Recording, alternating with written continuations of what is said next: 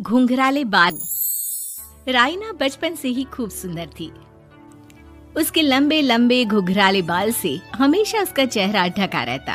अरे भूत बनकर घूमती रहती है, चल तेरे बाल कटवा दूं। अच्छा, क्यों भला? स्कूल में तो सारा वक्त बांधकर घूमना पड़ता था। अब तो मैं कॉलेज जाऊंगी और बाल खोलकर घूमूंगी। हाँ।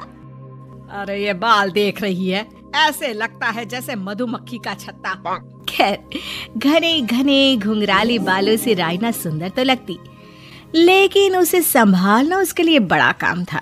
माँ, अरे माँ, शैम्पू खत्म हो गया है। इस बार वो वाला लाना ना, जो घुंघराले बालों को और बाउंसी बनाता है। माँ ले आना, हाँ जरूर से। कल मेरा कॉलेज का पहला दिन है, मैं चाहती हूँ सब मुझे देखकर जले। अगले दिन राइना कॉलेज पहुँचती है, जहाँ एक लड़का उसे छेड़ते हुए कहता है, अरे लगता है चाउमीन में सोया सॉस कुछ ज्यादा ही गिर गया। अरे मुझे तो चेहरा दिख ही नहीं रहा। लड़कियां भी राइना का मजाक उड़ाती है। अरे यार, ये कंगना की कॉपी करके कौन आया है? लोकल कंगना, और कौन?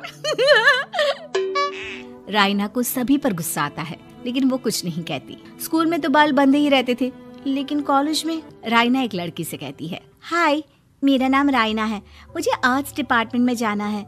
कहाँ से है रास्ता? अपने बाल हटा कर देखो, सामने ही बोर्ड लगा है। राइना को कॉलेज में भी दोस्त बनाने में दिक्कत आ रही थी। वो रोते रोते घर आ जाती है। माँ, मैं क्या करूं? आज तो सारा दिन लोगों ने न जाने क्या क्या बोलकर मेरा मजाक ही बना कर रख दिया। माँ प्लीज कुछ करो ना मेरे बालों का। मैंने तो पहले ही कहा था कटा दे, पर तू। अरे कटाने से क्या होगा, उल्टा जो थोड़े बांध कर ये इन्हें समेट सकती है ना, वो भी नहीं कर पाएगी। तो क्या मेरी कोई दोस्त नहीं बनेगी कॉलेज में, या मैं हमेशा लोगों के मजाक का ही शिकार होती रहूंगी? राइना जोर जोर से रोने लगती है। तभी उसका छोटा भाई आ जाता है और राइना के बालों के बीच एक पेंसिल छुपा देता है। तभी उसका दोस्त भी पीछे से आ जाता है। अरे ढूंढो ढूंढो, कहाँ है पेंसिल, मैं नहीं बताऊंगा। दोस्त काफी कोशिश करता है, लेकिन उसे पेंसिल नहीं मिलती। वो वहाँ से चला जाता है। थैंक्स दी, आज आपके बालों ने तो मुझे बचा ही लिया। अच्छा, बहुत दिनों के बाद बालों को लेकर कुछ अच्छा सुनने को मिला। मुझे भी पहले लगता था कि मेरे बाल सबसे सुंदर है, लेकिन अब पता चला। अरे क्या पता चला, क्या हो गया? देख, किसी भी चीज के ना दो पहलू होते हैं। या तो तुम बालों से ही लोगों का मन जीतो, या फिर रोती रहो। अब ऐसे घने बाल तो तुम्हें भगवान ने दिए हैं। राइना को पिता की बात समझ में आ जाती है।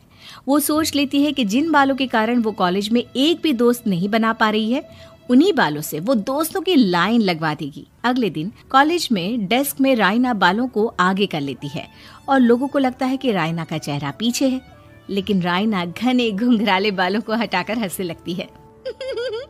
देखा मेरे बालों का कमाल, इससे मेरा चेहरा भी नहीं दिखता और मैं चलती क्लास में सो भी सकती हूँ। सभी राइना को देखकर हंसने लगते हैं। क्लास में परीक्षा चल रही होती है, तो राइना अपने बालों में चीटिंग के पेपर छुपा छुपा कर आसपास के बच्चों की मदद भी कर देती है, जिसके बाद से तो राइना क्लास की हीरोइन बन जाती है। वाह राइना, तेरे बाल तो बहुत कमाल के हैं। मैं तो इन्हीं के कारण पास हो गई। और पता है, मैं तो अपने काम का सामान राइना के बालों के बीच में ही फंसा देती हूँ। जैसे जैसे काम होता है वैसे वैसे इस्तेमाल करती हूँ। अब तो क्लास में हर कोई राइना के साथ बैठने की जिद करता। राइना में इसे लेकर घमंड आ जाता है। उसे लगता है कि वही क्लास की सबसे डिमांडिंग लड़की है। फिर एक दिन, मैं इस कॉलेज में नई नई आई हूँ, क्या आप मेरी दोस्त बनेंगी? मैं? ओह सॉरी, मैं इस क्लास की सबसे डिमांडिंग लड़की हूँ। हर कोई मेरे साथ ही रहना चाहता है। एक काम करो ना, वो पीछे की सीट दिख रही है, जाओ जाकर वहीं बैठ जाओ। लड़की को राइना की बात बहुत बुरी लगती है, लेकिन वो करती भी तो क्या, जाकर चुपचाप पीछे की सीट पर बैठ जाती है। तो आज का लेसन सबने याद किया है ना बराबर से? जितनी भी चीटिंग करने वाली लड़कियां थी, वो राइना के पीछे जाकर बैठ जाती है और जोर से चिल्लाती है, जी मैम, सब कुछ याद है, कहीं से भी पूछ लो, हम तो मास्टर हैं मास्टर। क्यों? ये बोलकर वो रायना के कंधे पर हाथ रख देती हैं। रायना भी खुश होती है कि कॉलेज की सबसे स्मार्ट लड़कियों का ग्रुप उसका दोस्त है। पीछे बैठी वो लड़की देखती है कि कैसे मैडम के सवाल लड़कियां रायना के सर को देखकर दे रही है। शाबाश, मुझे खुशी है कि तुम लोग इतनी अच्छी पढ़ाई करने लगी हो। मैं प्रिंसिपल से कहकर तुम लोगों की स्कॉलरशिप की बात करूंगी, जिससे तुम लोगों के माता पिता का पैसा जो फीस में लग रहा है वो बच जाए। सभी लड़कियां खुश हो जाती हैं। टीचर के जाने के बाद एक लड़की कहती है, गर्ल्स, अब हम लोग ना सिर्फ सबसे स्मार्ट बल्कि सबसे इंटेलिजेंट भी हो गए हैं। इसी बात पर आने वाले संडे को मेरे घर पर पार्टी, सबको आना है, ओके? सभी लड़कियां पार्टी के लिए एक्साइटेड हो जाती हैं। रायना भी। माँ, मेरे कॉलेज की सबसे स्मार्ट लड़की ने पार्टी रखी है संडे को। मैं भी वहाँ सबसे अच्छी दिखना चाहती हूँ, लेकिन ये बाल। घुंघराले बालों का तो कर भी क्या सकती है। तभी उन लोगों की नजर पार्लर के एक इश्तिहार पर पड़ती है जो 3000 रुपए में बाल स्ट्रेट कर रहा था। माँ, मुझे पैसे देना, मैं बाल सीधे करवा कर आती हूँ। संडे को पार्टी में सबसे अच्छी लगूंगी। बस फिर क्या था, अपने घुंघराले बालों को रायना पार्लर जाकर स्ट्रेट यानी कि सीधा करवा लेती है। और फिर पार्टी वाले दिन, हाय गर्ल्स, कैसी लग रही हूँ मैं? ओह नो, शिट, ये क्या करवा लिया बालों का हाल? और जिसके घर पार्टी थी वो लड़की, अरे ये क्या करवा लिया? तुम्हें मालूम नहीं है, जिस बालों में चीटिंग रखकर हम लोग टीचर के अगर इम्प्रेशन जमाते थे, उन बालों को तुमने। अरे हमें तो स्कॉलरशिप भी मिलने वाला था, अब तुमने बाल सीधे करवा लिए। अब तुम हम लोगों के लिए किसी काम की नहीं हो। अरे लेकिन हम दोस्त तो है ना, क्या मैं अच्छी नहीं लग रही हूँ? हमें तेरे अच्छे और बुरे लगने की कोई जरूरत नहीं है।